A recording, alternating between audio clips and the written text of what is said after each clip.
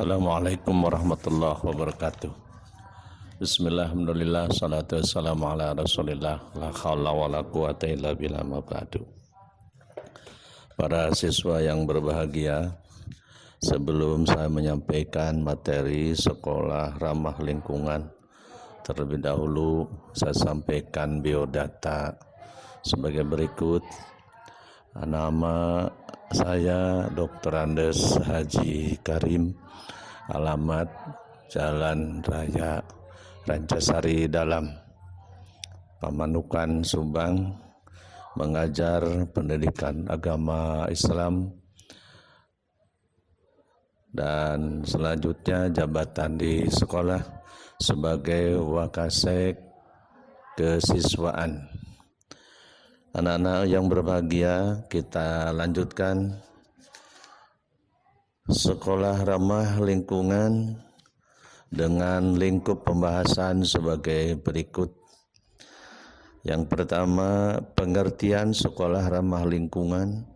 Yang kedua, ruang lingkup sekolah ramah lingkungan. Ketiga, prinsip penyelenggaraan sekolah ramah lingkungan. Lalu yang keempat, aspek penyelenggaraan sekolah ramah lingkungan. Anak-anak yang berbahagia, yang pertama mengenai pengertian sekolah ramah lingkungan. Sekolah atau madrasah yang aman, bersih, sehat, hijau, inklusif, dengan nyaman bagi perkembangan fisik, kognitif, dan psikososial. Lihat gambar-gambar sebagai berikut. Bagian yang kedua mengenai lingkup atau ruang lingkup terbagi pada 3 bagian. Yang pertama, ruang lingkup sekolah ramah lingkungan di keluarga. Keluarga merupakan pusat pendidikan utama dan yang pertama bagi anak-anak. Dan sebagai fungsi proteksi ekonomi, berekspresi dan berkreasi. Kemudian di rumah juga atau di keluar juga memberikan kebutuhan anak yang berhubungan dengan pendidikan, peduli terhadap kesehatan dan peduli terhadap gizi yang membantu belajar hidup sehat. Kemudian yang kedua, ruang lingkup sekolah ramah lingkungan adalah di sekolah. Sekolah merupakan tempat pendidikan yang formal. Maka bagi pelaku pendidikan harus menghargai hak-hak anak dan seluruh kesetiaan yang diberikan kepada anak. Berikutnya sebagai motivator, fasilitator, dan sebagai sahabat bagi anak. Sekolah merupakan komunitas dan tempat pendidikan setelah pendidikan yang diberikan di keluarga. Lalu yang ketiga, masyarakat. Di masyarakat adalah lingkungan yang sangat luas, sehingga harus ada dan bisa menjalin kerjasama antara masyarakat luas dengan sekolah.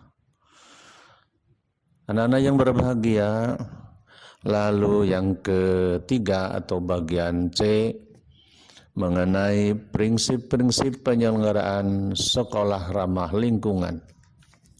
Yang pertama adalah sekolah dituntut sebagai media yang menyenangkan bagi anak untuk belajar.